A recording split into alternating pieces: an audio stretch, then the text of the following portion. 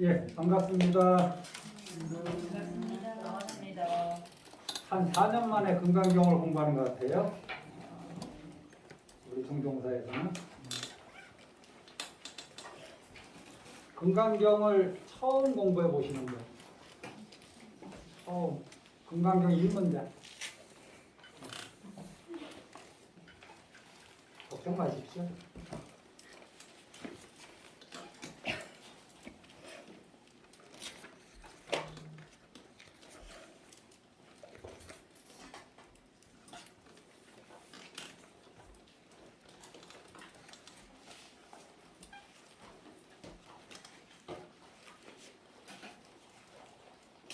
자, 법회 인유본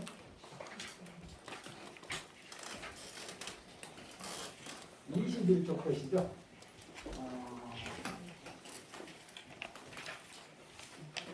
자, 이거 우리 삼보살님이 제가 밴드에 쓴 것을 그렇게 프린트해 오셨는데, 이것이 우리가 그 금강경 공부하는 그 목적이라고, 제가 생각하는 금강경을 공부하는 목적이라고 해서 이제 밴드에 좀 올렸습니다.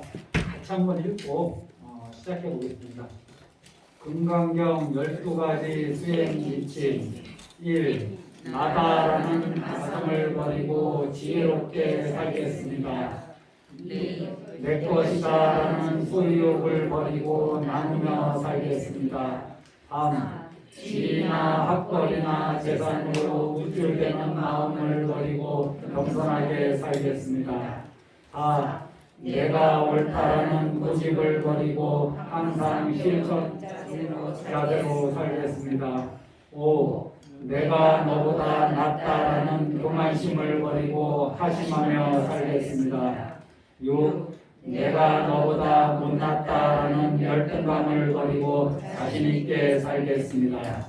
7. 일체 남과 비교하는 마음을 버리고 나를 있는 그대로 받아들이며 나의 인생을 살겠습니다. 8. 입과 몸으로 부주의한 악업을 짓지 않고 매사 복스럽게 살겠습니다.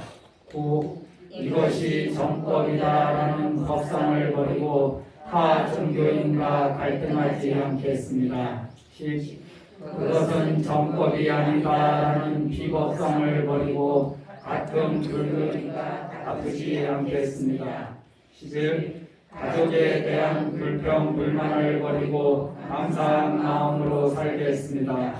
12. 친구와 동료에 대한 비난을 버리고 화목하게 살겠습니다. 금강경을 공부하면서 이것이 우리가 이제 목표로 삼을 만한 것이다. 그래서 내가 얼마나 금강경 공부를 잘하고 있는가, 내가 얼마나 기도를 잘하고 있는가, 그것을 여기 한번 견뎌보시기를 부탁드립니다. 먼저 금강경의 완전한 제목이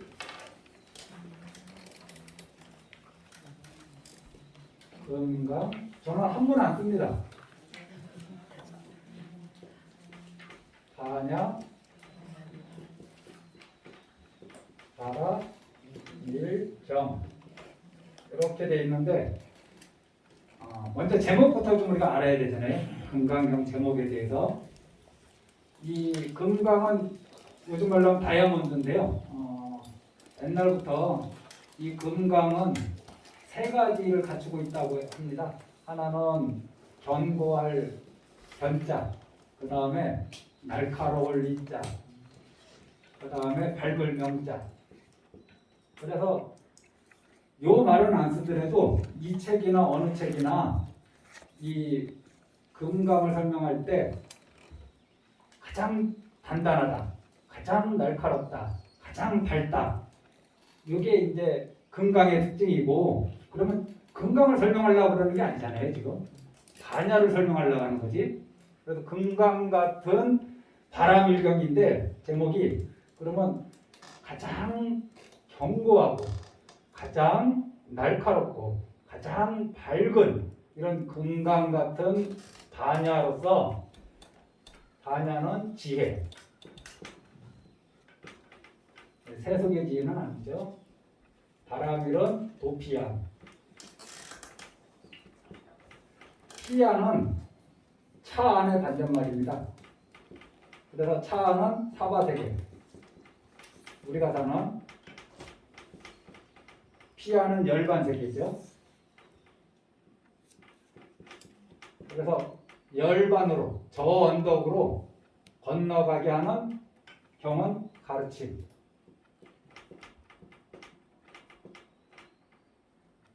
이 세상에서 가장 견고하고 가장 날카롭고 가장 밝은 지혜로서 저 언덕에, 그거는 건널도예요. 건너게 하는 가르침. 이것이 이제 금강반야 바람일경의 제목입니다. 그래서 금강반야 바람일경이 금강경이 뭐냐 이렇게 했을 때 이 제목 그대로만 설명해줘도 금강경을 좀 공부하셨구나 이런 말씀을 들을 수 있죠. 요 피차는 그냥 한문으로 이쪽 저쪽을 얘기하는 거고 이 안은 언덕 안자예요. 그래서 이 언덕 저 언덕 우리가 사는 이 세계를 이 언덕이라고 그러고 그리고 건너갈 저쪽 열반의 세계를 저 언덕이라고 그래서 피안이라 뭐 피차일반이라는 말도 우리가 많이 쓰잖아요. 그쪽이나 이것이랑 똑같다. 그래서 저 언덕으로 건너게 하는 가르침이다. 가장 단단하다는 것은 뭐냐?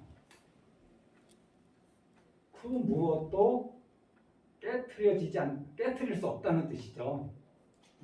가장 단단하다는 것은 내가 가장 단단하다.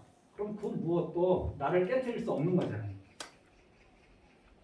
그러면서 가장 단단하기 때문에 또 갖고 있는 작용이 뭐냐면 가장 이거 칼로 만들면 가장 예리하죠. 이 세상에 베어내지 못할 것이 하나도 없어요. 내가 가장 단단하니까. 또 가장 밝으니까 다이아몬드 반지 끼고 있는 거 손 들어보세요. 얼마나 밝은가 한번 보세요. 유튜브 찍으면 이런 농담하면 안 되는데. 그래서 이 금강을 설명하려고 그러는 게 아니라 이 반야가 뭐냐, 어떤 성질을 가지고 있느냐. 지혜인데 지혜의 반대말이 뭔가요? 무명, 무지, 뭐 이런 거 아닌가요? 응? 그래서 가장 견고하고 가장 날카롭고 가장 밝은 이러한 지혜로서 무명과 무지와 반대되는 이런 지혜로서 저 언덕에 도달하게 하는, 이루게 하는 경, 가르침 이렇게 딱 제목을 정해 놓으시면 되겠습니다. 됐죠? 금강경 제목에 대해서는 이 정도만 좀 이해하시고 금강경이 우리가 이 보는 책이 몇 분인가요? 뭐 1분 법회에 있는 거 뭐 이렇게 32분이 있고요. 이거는 양소명태자가 이제 양나라 소명태자라는 분이 금강경을 이제 이렇게 나누어 본 거예요. 왜냐하면은 부처님 말씀은 이렇게 나눠져 있지가 않아요. 그냥 쭉 그냥 뭐 단락이 안 나눠져 있고 쭉 그냥 이야기식으로 나가는데 이게 중국 사람들은 이걸 이해하기가 힘들어요. 지금 이게 좀 나누어서 제목도 좀 짓고 몇 장, 몇 절 뭐 이렇게 중국인들은 그런 게 이제 익숙해가지고 번역할 때도 이렇게 제목 붙이기를 좋아합니다. 그래서 그 제목이 훌륭하면은 후대 사람들이 계속 쓰는 거고 제목이 훌륭하지 않으면 버려지는 거죠. 논어나 뭐 맹자 이런 것도 전부 다 뭐 몇 절, 몇 절 뭐 이런 거 다 나눠져 있잖아요. 일과경전도. 그래서 양나라 소명태자라는 분이 금강경을 읽고 이거 띄어쓰기 전혀 안 돼 있는 이 금강경 그거 번역된 거를 읽고 여기까지는 법회인여분이다. 여기까지는 선영이청분이다. 여기까지는 뭐다 이렇게 나누신 거예요. 원래부터 이렇게 부처님이 나눠 놓으신 게 아니라. 그래서 대부분의 이제 금강경을 공부할 때 우리는 이 32가지로 나누어진 걸로 이제 금강경을 공부합니다. 그런데 요거만 있느냐? 금강경에 대한 주석서는 금강경을 공부한 사람만큼 있다고 해도 과언이 아닐 정도로 참 많습니다.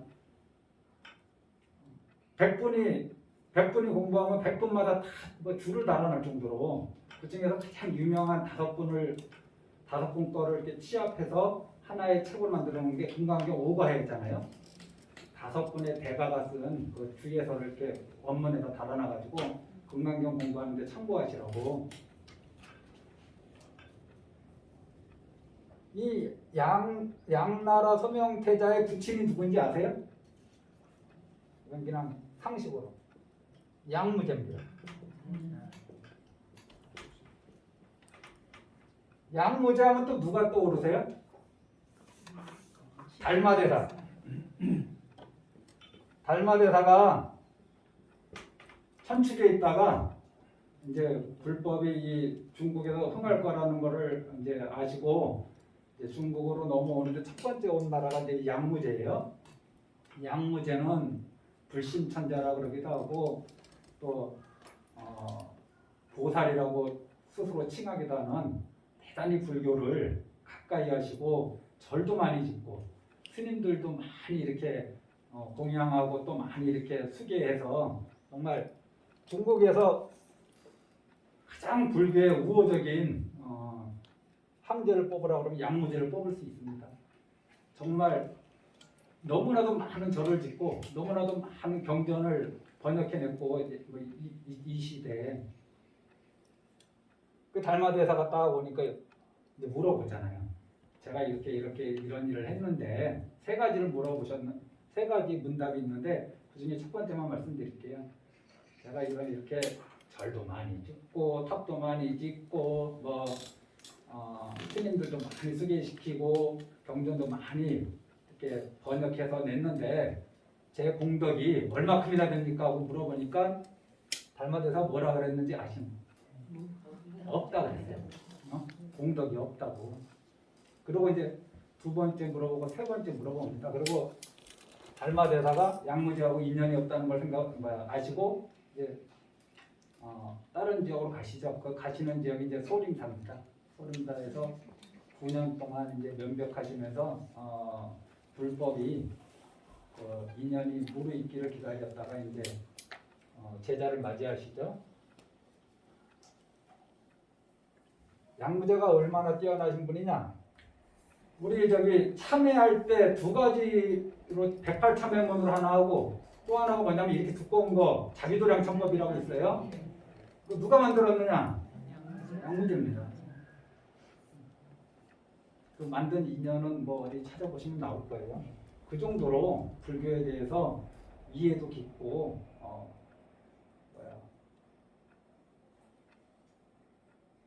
아는 것도 많고 한 것도 많습니다.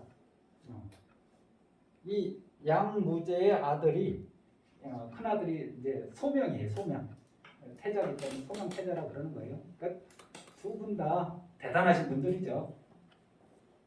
소명 태자는 좀 일찍 죽어서 양무제 그거를 이어받지 못합니다. 양무제도 누구한테 죽음을 당하고 어찌 됐든 이렇게 있고 또 한 분이 누구냐 하면은 이제 이 책하고 거의 상관없는데 참고로 무차카 세친이라는 인도 그 논사들이 있는데 아주 유명하신 분이에요. 이 두 분도 금강경을 이제 한번 이렇게 나눠 봅니다. 그래서 무착스님 같은 경우는 18가지로, 세친은 27가지로. 그런데 금강경을 바라보는 안목이 틀린 거예요. 무착은 어떻게 성덕, 덕을 이룰성, 큰 덕자에다가 이룰성, 덕을 이루어가는 과정으로 금강경을 보는 거예요. 여기는 단혹, 미혹을 끊어내는 거. 그러니까 거친 미혹부터 점점 미세한 미혹으로 끊어나가는 거. 이렇게 금강경을 보시는 거예요. 그래서 27가지로 해서 의심을 끊어나가는 이제 그런 내용들이 있는데 이거는 저희가 이제 강원에서 배웁니다. 그러니까 금강경을 바라보는 안목이 번뇌를 끊어서 성불하는 길과 공덕을 쌓아서 성불하는 길, 이렇게 이제 바라보는 거죠. 두 분이 형제인데 다리가 바라보는 거예요. 근데 우리나라에서는 대부분 이 양 소명태자 이 32분 이거는 이렇게 보는 게 아니라 그 한 단락의 내용이 이런 것이다. 그냥 내용을 중심으로 해서 제목을 지은 겁니다. 이 금강경을 그러니까 천축말로 인도말로 되어 있는 거를 번역하신 분들이 참 많습니다.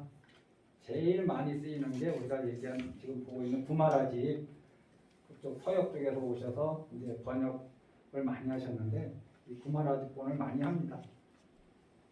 자세히 알고 싶은 분은 한번 요새 인터넷이 좋아서 자료가 많이 올라와 있으니까 한번 보시고요.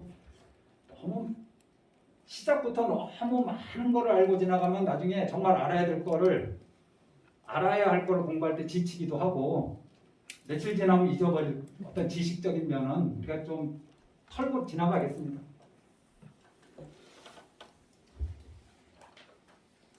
21쪽 거의 경전 내용이 나오죠. 이와 같은 내용을 저는 들었습니다. 거기서부터 같이 한번 읽어보겠습니다.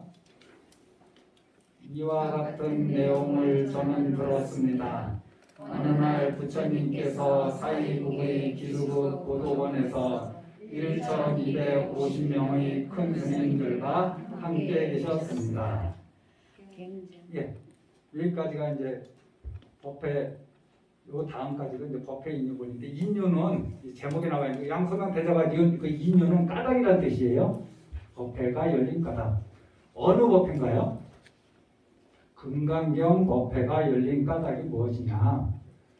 금강경이라는 이 법이 설해진 이 모임이 열린 까닭이 무엇이냐? 그게 이제 법회 인유본입니다. 이 법회는 금강경 법회잖아요. 여기서는 사이국은 나라 국자 쓰는데 이게 나라 이름이 아니고요. 코살라라는 그 나라가 있는데 그 나라의 이제 수도예요. 그래서 사이국이라 하기도 하고 사이섬이라고도 얘기해요. 우리가 무슨 성 그러잖아요.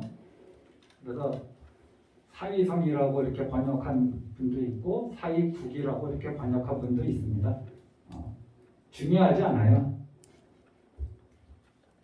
이 코살라국의 그때 왕이 누구냐면 파사니왕이라고 부처님이 아주 열렬한 신봉자세요.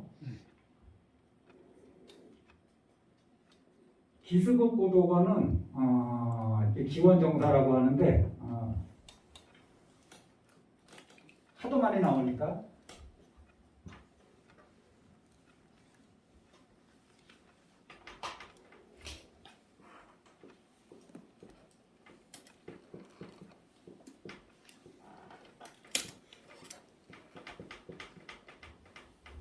이 원은 요즘 뭐 사원할 때 그런 절입니다. 이건 절,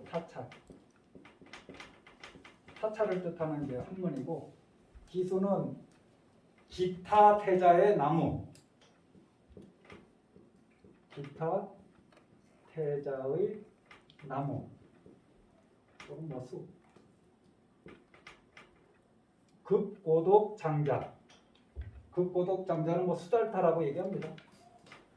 수달타 장자인데 워낙에 좋은 일을 많이 하니까 그 사람의 선행이 그냥 이름이 되어버렸어요. 그래서 그분 공급하다, 공급하다, 제공하다. 누구한테? 이 고는 우리가 고아라 그러잖아요. 고아. 부모 없는 거를 고라 그래요. 늙어서 혼자 된 거를 독이라 그래요. 독신자. 그래서 옛날부터 정말 힘든 사람이 누구냐? 가난한 상태에서 힘든 사람이 누구냐? 부모 없는 아이들. 그 다음에 늙었는데 자기를 부양할 사람이 없는 이런 상황인 사람들이 요즘 말로 불의시죠. 이런 분들에게 필요한 것을 공급해주는 분이 수달다 장자인데, 수달다라 그러면은 잘 몰라요. 그냥 극고독 장자. 워낙에 그런 일을 많이 해갖고 그 사람의 행위가 그 사람의 이름이 됐습니다. 그래서 기타 태자의 나무와 극고독 장자의 보시로 이루어진 절. 이게 기수극고독은 기원정사예요. 자세한 거는 여기 책에 있을 겁니다. 한번 읽어보십시오. 그래서 이 극고독의 이름이라는 거,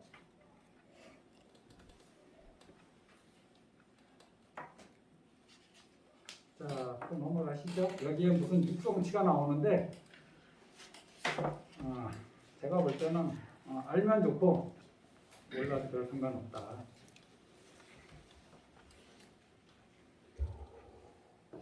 23쪽 읽어보겠습니다.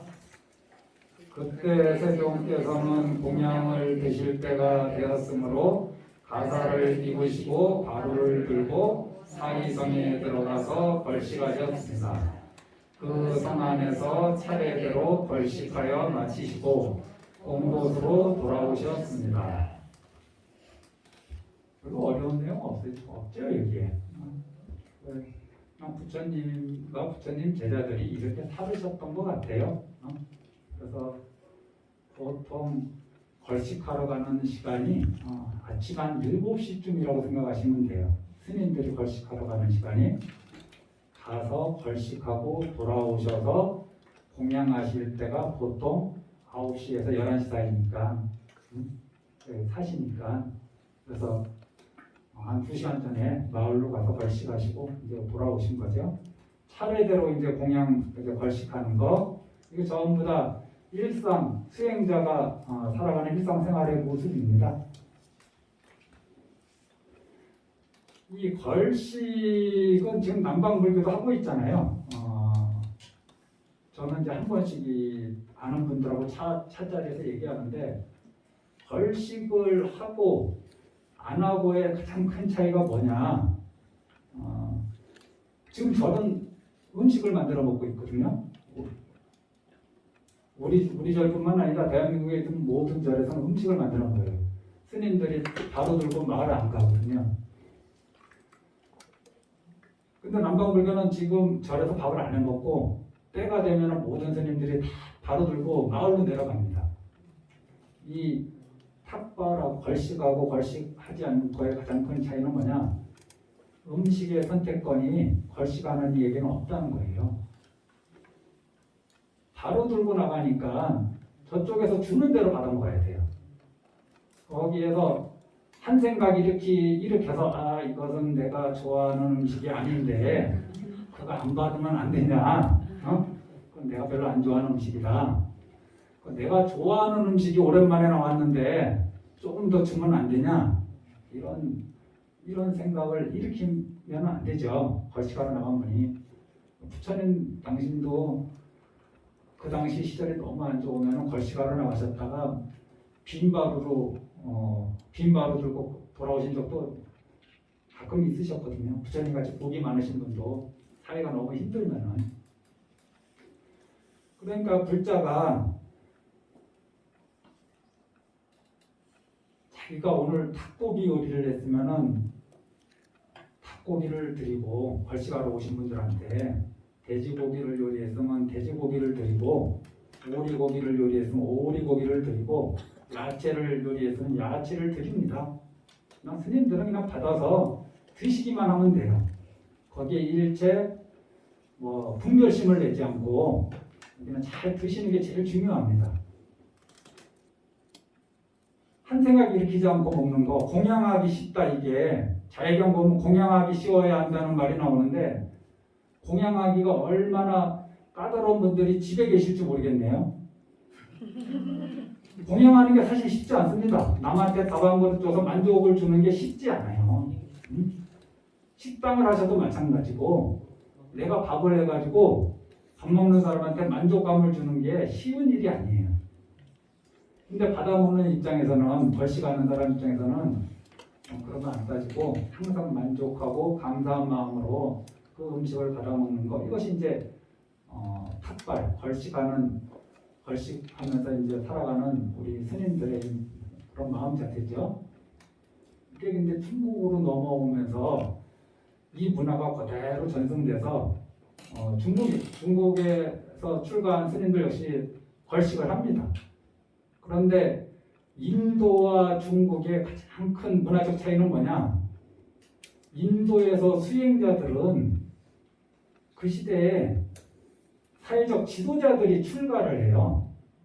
바라문들이 어느 정도 집안이 자손도 낳고 집안이 안정되면은 출가를 해요. 그러니까 사회적인 지도자고 계급도 높고, 그러니까 그런 분들이 자기가 누릴 거를 다 포기하고 숲에 들어가서 자기 공부한다고 하니까 마을 사람들이 보면 존경심이 생길 수 있잖아요. 그냥 편히 살아도 되는데 뭐 그런 거 다 내려놓고 그냥 숲에 들어가서 곤충, 뱀, 독사, 호랑이 이런 위험 속에서 배불리 먹지도 못하고 고생하면서 공부하시니까 존경심이 생기죠. 그래서 기본적으로 인도에서는 숲에서 수행하는 분들, 그리고 걸식하러 오는 분들에 대해서 존경심이 있어요. 그리고 밥을 이렇게 올리는 분들이 그분들보다 사회적 계급이 낮아요, 대부분이. 그런데 중국은 어떠냐? 사회적 계급이 높은 분들은 걸식 안 해요. 걸식하는 문화가 없어요. 걸식은 누가 하느냐? 거지들만 하는 거예요. 중국은. 그래서 중국에서 스님들이 걸식할 때 많은 구박을 받습니다. 거지하고 거의 동급으로 취급받는 그런 일도 종종 있었죠. 동양굴을 깨트린다는 바가지 깨트린다는 그런 말도 있고, 스님 돌멩이 던지고 짝대기 휘두르고 물 한 바가지 퍼붓고 젊은 놈이 일을 안 하고 절집에서 이렇게 논다고 자손 대를 끊어놓고 이런 이상한 소리 해대면서 이쪽 문화를 전혀 이해 못하니까. 저쪽에서는 인도에서는 걸식을 하는 이유 중에 하나가, 물론 스님들이 수행하는 그 기본적인 이 목숨을 유지하기 위해서도 있지만은 마을에 있는 인연자들에게 복을 심어주고 복을 키워주기 위해서 걸식하거든요. 그러니까 당당하게 받으시는 거예요. 이름이 걸식이지만은, 근데 이쪽에서 걸식은 뭐냐? 빌어먹는다고. 그래서 오히려 걸식을 함으로써 사람들이 악업을 짓는 일들이 있으니까 차츰 중국에서는 걸식하는 이 일이 줄어들기 시작합니다. 그리고 이제 절에서 먹기 시작하죠. 절에서 먹다 보니 절에서 이제 음식을 해먹는 거죠. 절에다가 이제 음식을 만들 재료를 갖다 주면 이제 스님들이 직접 만들거나 아니면 불자들이 와서 음식을 만들어 먹는 그런 문화가 형성된 거죠. 이 중국 불교는. 이 얘기를 왜 말씀드리냐면은, 우리나라에서 제일 심각한 문제 중에 하나가 스님들이 고기 먹는다는 거예요. 스님들이 고기 먹는다. 당연히 술 먹고 노름하고 이러면 안 되죠. 고기 문제를 어떻게 이해해야 되느냐. 그럼 남방불교 태국 스님, 미얀마 스님, 요즘 윗바사나 이런 거 좋아하시는 분들이 공경하는 그쪽 스님들이 그럼 고기 안 드시냐? 드십니다. 좋아서 드시느냐? 벌칙을 나가는데 고기 주시니까 그냥 먹는 거예요.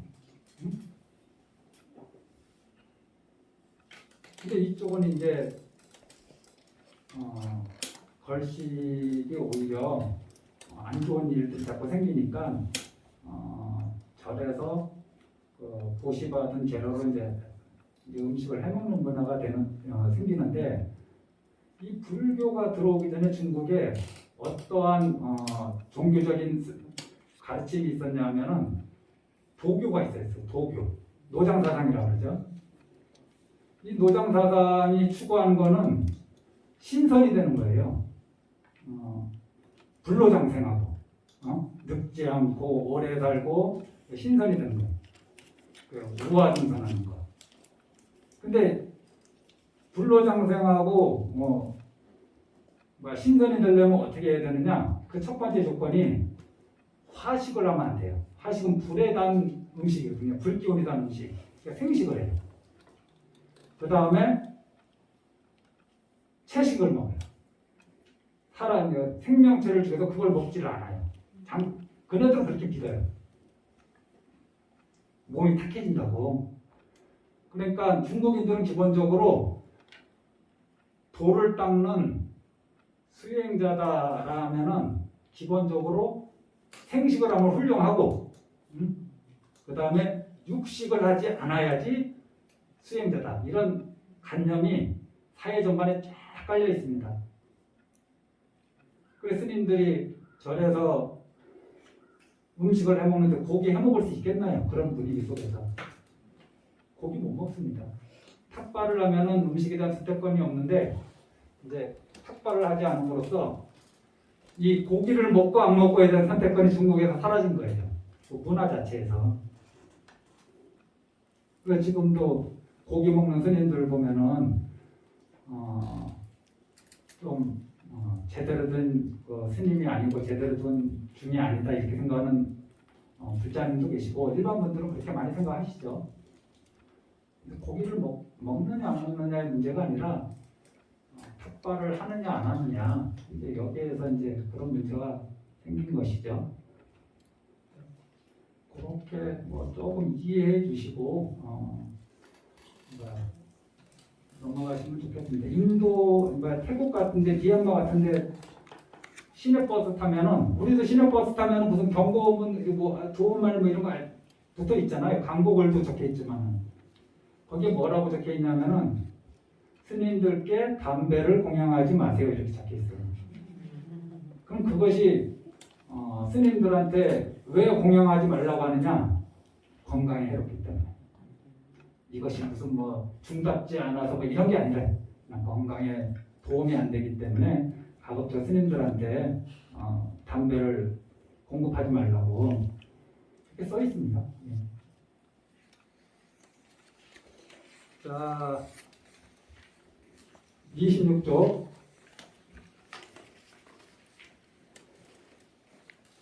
공양을 마치신 뒤 가사와 가루를 거두시고 발을 씻으신 다음 자리를 펴고 앉으셨습니다. 이게 별 내용이 없죠? 이런 부분까지 사실 저희가 공부할 때는 다 글자를 끊어가지고 그 안에 무슨 풀이해 놓은 글이 있는데 그거를 보다가 정신줄 나버리는 경우가 도대체 공부했는데 나중에는 내가 뭐하고 있는지 모르는 그런 상황이 되어버려요. 너무 한 글자 한 글자 한 대목 한 대목에 줄을 많이 달아놔가지고 막 하다 보면 내가 뭐하고 있는지 모를 그런 때가 있거든요.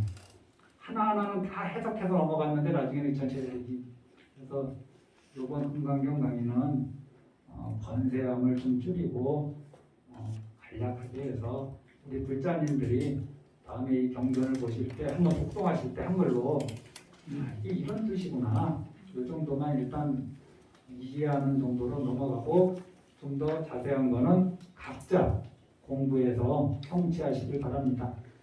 좀 쉬었다 하죠?